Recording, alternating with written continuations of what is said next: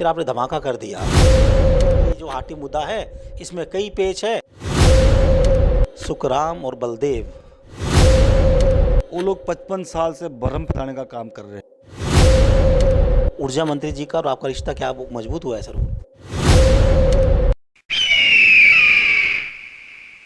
हाँ, वैसे विपक्ष के पास अब कुछ कहने के लिए बचा नहीं, कहें भी तो क्या कहें। पहले विपक्ष कह रहा था कि गिरिपार के लोगों को चुनावी लॉलीपॉप दिया जा रहा है, लेकिन अब हाटी आ गया है, छा गया है।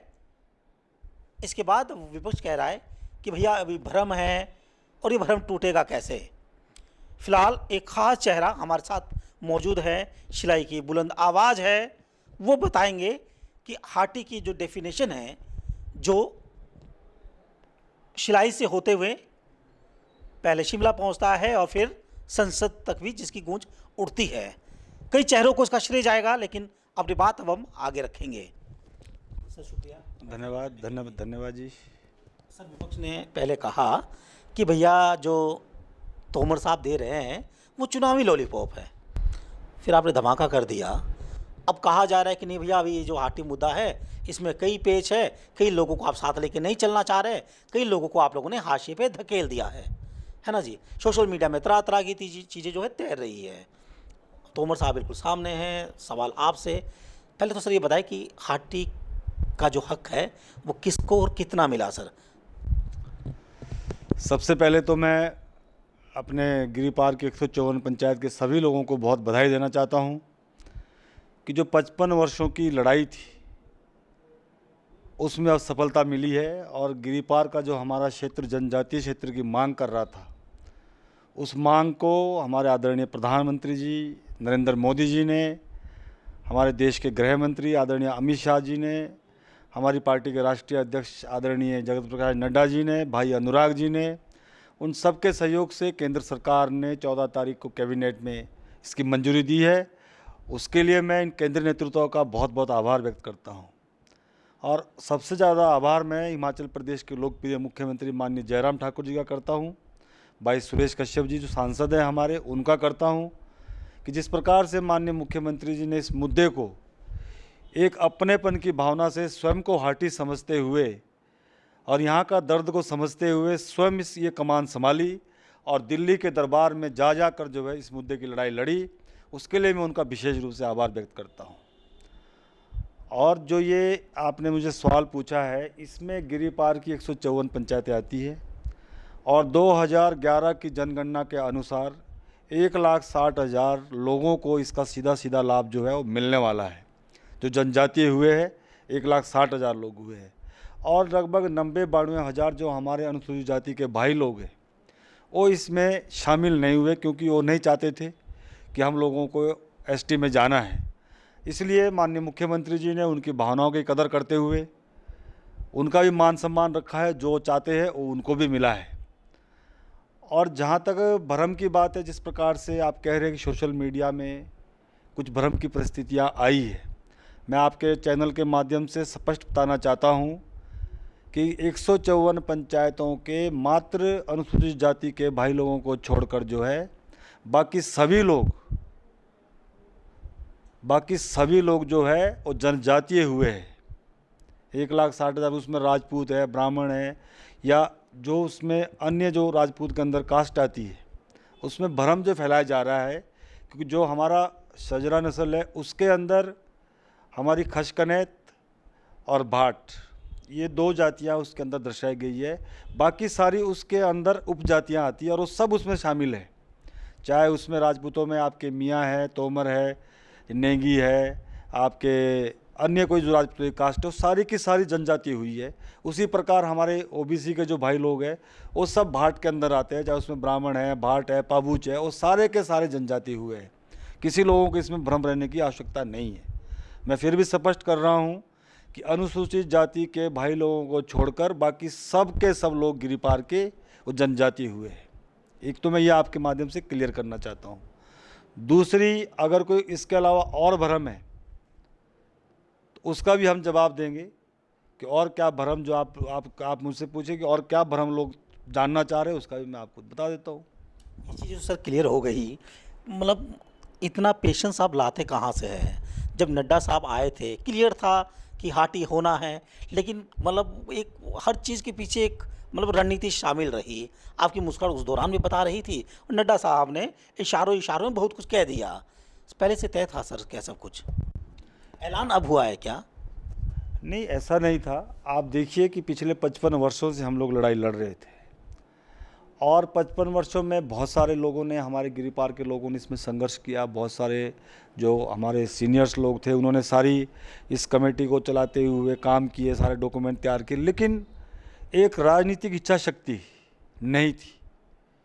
जो पूर्व की सरकारें रही, केंद्र में भी सरकार उनकी रही, प्रदेश में भी सरकारें उनकी रही, लेकिन इच्छा शक्ति नहीं थी। कोई भी कागज़ की फॉर्मेलिटी पूरी करने के लिए समय लगता है और इस बार माननीय मुख्यमंत्री जयराम ठाकुर जी से हमने निवेदन किया मुख्यमंत्री बनने के बाद, और उन्होंने हिमाचल प्रदेश के अंदर नोडल एजेंसी स्थापित करी, उसके लिए बजट दिया और एथनोग्राफी की जो रिपोर्ट बननी थी, जो आरजे मांग रहा था हर बार, उसको उन्होंने प्रॉपर तरीके से बनवाया और वो रिपोर्ट केंद्र सरकार को भिजवाई। और उसके बाद हमारा केंद्रीय हट्टी समिति का डेपुटेशन हमने 5 मार्च को माननीय मुख्यमंत्री से शिमला में मिलवाया और पहली बार ऐसा हुआ कि ऐसा कोई पहला मुख्यमंत्री है जिन्होंने आधा घंटा हमारे लोगों की बात को सुना, पूरी बात को समझा। और उसके तुरंत बाद 11 मार्च को हमारे देश के गृह मंत्री आदरणीय अमित शाह जी से मिलने वो दिल्ली गए, पूरी विस्तार से बात हुई, जिसका परिणाम निकला कि 13 अप्रैल 2022 को आरजीआई के अंदर हट्टी कम्युनिटी की रजिस्ट्रेशन हुई है। ये हमारा पहला स्टेप था। जब रजिस्ट्रेशन हो चुकी थी उस वक्त भी हम लोगों ने, सभी लोगों ने जश्न मनाया कि हमको ये एक सफलता मिली है। उसके बाद कैबिनेट का जो नेक्स्ट स्टेप था उसके लिए माननीय मुख्यमंत्री जी ने प्रयास किया और हमारे अनुसूचित जाति के भाई लोगों का जब निवेदन गया कि हम इसमें शामिल नहीं होना चाहते हैं, उनको उसमें से एक्सक्लूड किया गया, अलग किया गया। और उसके बाद अभी 14 जो ये तारीख परसों गए हैं, इस 14 सितंबर को जो है कैबिनेट के अंदर हमारे हाटी कम्युनिटी को अपना दर्जा मिला है। उसके लिए मैं उनका बहुत धन्यवाद करना चाहता हूँ। इसमें एक और बात जो मैं आपको बताना चाहता हूँ कि जो हमारा शेड्यूल एरिया होना है, शेड्यूल एरिया की जो बात सोशल मीडिया पे आई है, शेड्यूल एरिया भी हमने कहा था कि होना है। जो हमारा केस प्रदेश सरकार से गया है उसमें कैबिनेट, हिमाचल प्रदेश की विधानसभा से, सब जगह से schedule tribe community plus schedule area के पूरे डॉक्यूमेंट गए हैं। लेकिन शेड्यूल जो एरिया होता है उस शेड्यूल कम्युनिटी के होने के बाद होता है और अभी जब माननीय राष्ट्रपति महोदय जी के हस्ताक्षर उसके ऊपर हो जाएंगे, नोटिफिकेशन हो जाएगी, तो जो एरिया के पैरामीटर्स होते हैं उसमें 4 पैरामीटर्स होते हैं कि आपकी शेड्यूल ट्राइब की आबादी 50% होनी चाहिए। वो 50% हमारे पास आबादी पूरी है, क्योंकि 1,60,000 और 90,000 हमारे अनुसूचित जाति के भाई लोग हैं। 2.5 लाख में से 1,60,000 50% अधिक आबादी है। तो हमारा उसमें एथनोग्राफिक रिपोर्ट है, दूसरी रिपोर्ट उसमें कि आपकी भौगोलिक परिस्थितियाँ, सारी रिपोर्ट्स ऑलरेडी गई हुई है। जैसे नोटिफिकेशन हमारी कम्युनिटी हाटी की राष्ट्रपति महोदय से हो जाएगी, उसके बाद हमारा शेड्यूल ट्राइब का प्रोसेस जो है, जो नेक्स्ट चरण है, वो शुरू हो जाएगा और बहुत जल्दी ही हम जो है शेड्यूल एरिया भी इसको डिक्लेयर करवा देंगे, ताकि जो और इसमें सुविधाएं हमको एरिया के हिसाब से मिलनी है, फंडिंग वगैरह के जो सेंटर से आना है, उसके बाद वो भी शुरू हो जाएगा।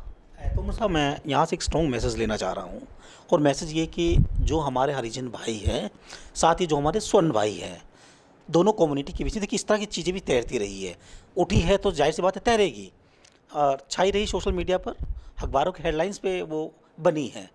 क्या जो तोमर भाई है, क्या आप इस दोनों के बीच में जो एक दीवार खड़ी करने की कोशिश की गई या दरार पैदा करने की कोशिश की गई, क्या आप जाएंगे, गले लगाएंगे और ये जो भाईचारा है वो और ज़्यादा स्ट्रॉन्ग होने वाला है? क्या ऐसा तो नहीं कि सर कि ये चीज़ें बढ़ती रहेगी? देखिए, जो लोग आज भ्रम फैला रहे हैं, जो आपने कहा कि भ्रम फैल रहा है, वो लोग 55 साल से भ्रम फैलाने का काम कर रहे हैं।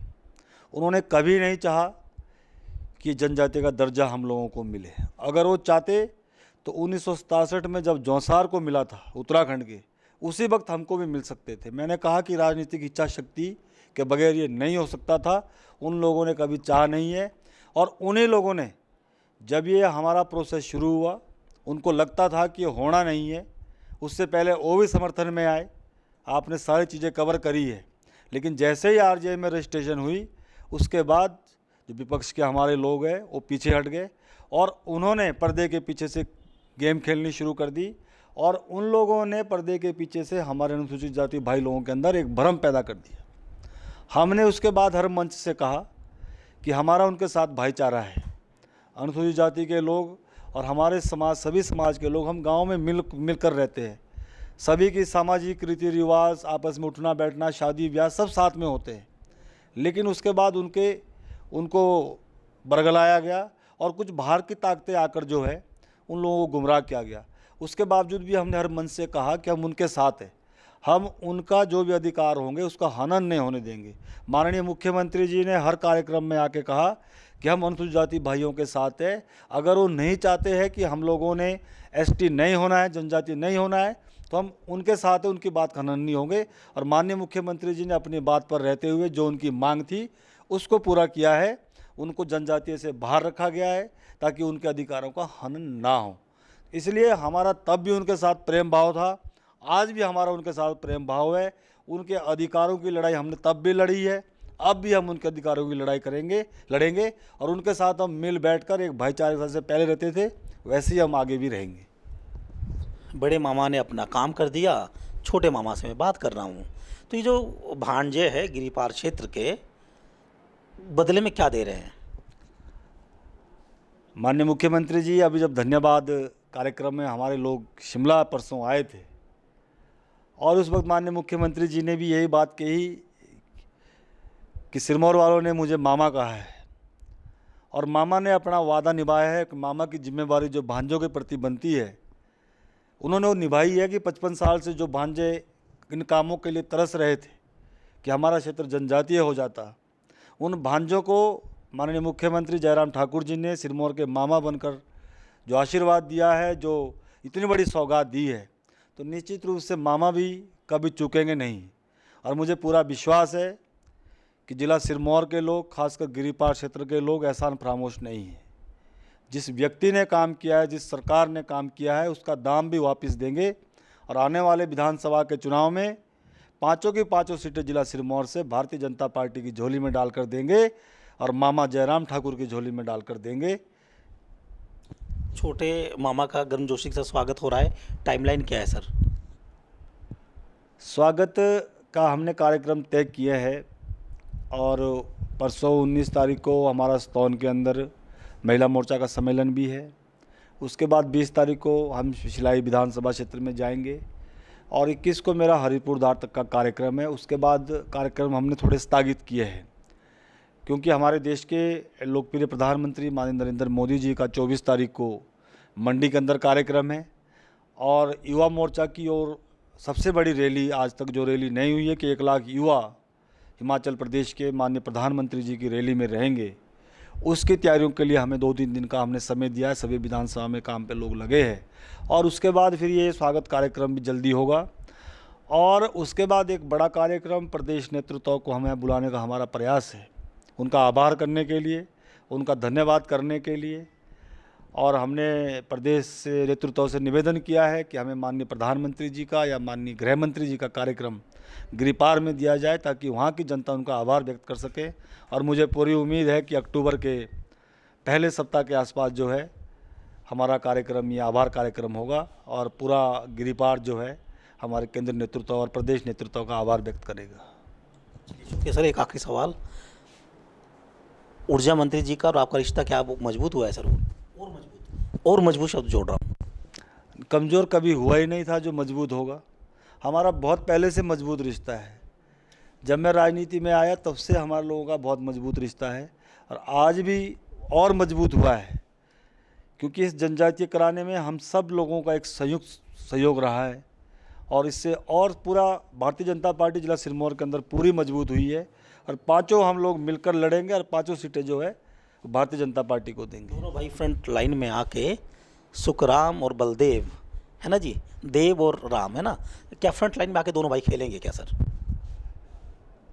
फ्रंट लाइन पे तो जिला सिरमौर का हमारा पूरा नेतृत्व खेल रहा है और भारतीय जनता पार्टी के पास आज जिला सिरमौर में बहुत बड़ा नेतृत्व है।